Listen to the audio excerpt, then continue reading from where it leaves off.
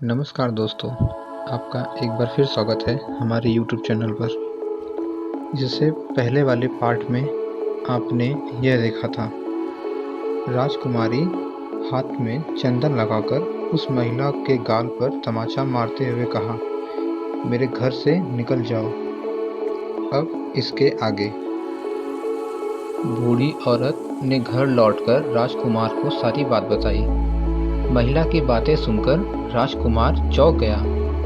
फिर राजकुमार के मित्र ने राजकुमार को धैर्य बांधते हुए कहा, राजकुमार आप चिंतित न हो, राजकुमारी की बातों को समझने की कोशिश करें। ध्यान दें कि राजकुमारी ने उंगलियों को सफ़ेद चंदन में डुबोकर गाल पर मारा है। इसका मतलब अभी कुछ दिन चांदनी के हैं। उनके खत्म होने के बाद अंधेरी रात में मिलूंगी। कुछ दिनों बाद बूढ़ी महिला फिर राजकुमारी के पास संदेशा लेकर पहुंची। इस बार राजकुमारी ने केसरी रंग में 3 उंगलियां डुबोकर बूढ़ी महिला के मुंह पर मारते हुए कहा, भागो यहाँ से। फिर उस महिला ने आकर राजकुमार को सारी बात बताई। राजकुमार यह सुनकर बहुत दुखी हुआ। इस पर उसके मित्र ने राजकुमार से कहा, इसमें दुखी होने की कोई बात नहीं राजकुमार।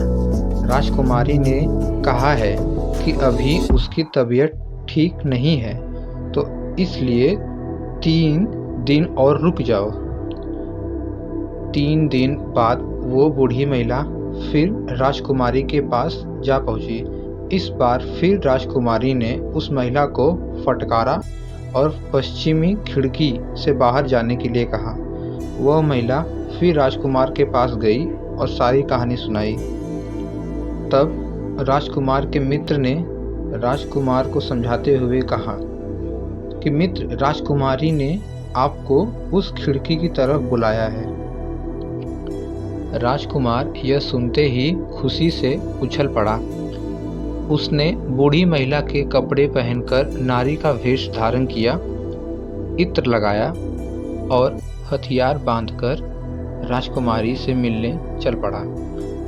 राजकुमार महल पहुंचा और खिड़की के रास्ते राजकुमारी के कमरे में पहुंच गया। राजकुमारी वहां पर तैयार थी और राजकुमार का इंतजार कर रही थी। राजकुमार जैसे ही कमरे में गया, उसकी आंखें खुली की खुली रह गईं। राजकुमारी के कमरे में कई महंगी चीज़ें थीं। रात भर राजकुमार और राजकुमारी साथ ही रहे। फिर जैसे ही दिन निकलने को आया, राजकुमारी ने उस राजकुमार को सबसे छिपा दिया और जब रात होने लगती तो राजकुमार बाहर आ जाता।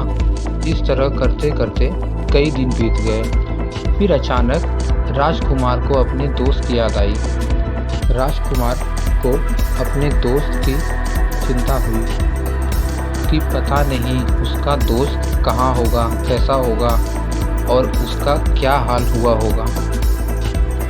राजकुमार को दुखी देखकर राजकुमारी ने राजकुमार के दुख का कारण पूछा।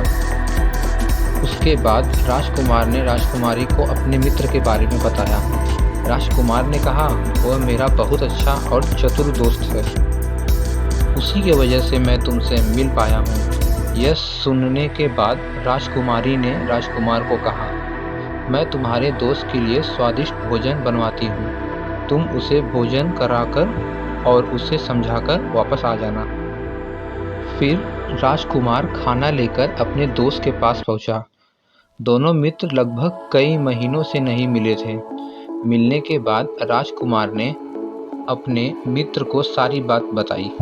राजकुमार ने कहा, मैंने राजकुमारी को तुम्हारी चतुराई के बारे में बताया। राजकुमारी ने तुम्हारे लिए भोजन भिजवाया है। यह सब सुनकर राजकुमार का मित्र सोच में पड़ गया। उसने राजकुमार से कहा कि यह तुमने ठीक नहीं किया। राजकुमारी समझ गई है कि जब तक मैं तुम्हारे साथ हूँ, तब तक आपको अपने वश में नहीं कर सकेगी। इसीलिए उन्होंने इस खाने में जहर डालकर भेजा है।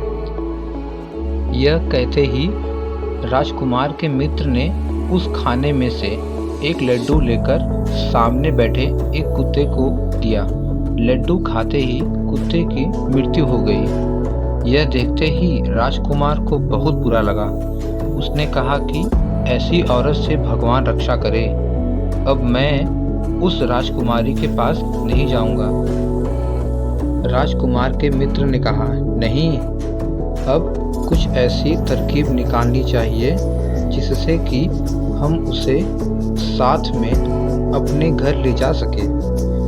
आज रात तुम वहां जाओ और जब राजकुमारी सो रही हो तब उसकी बाईं जांघ पर त्रिशूल का निशान बना देना, फिर उसके गहने लेकर आ जाना। इसके बाद क्या हुआ होगा यह हम जानेंगे इसके नेक्स्ट पार्ट में। प्लीज़ लाइक करें एंड सब्सक्राइब करें। धन्यवाद।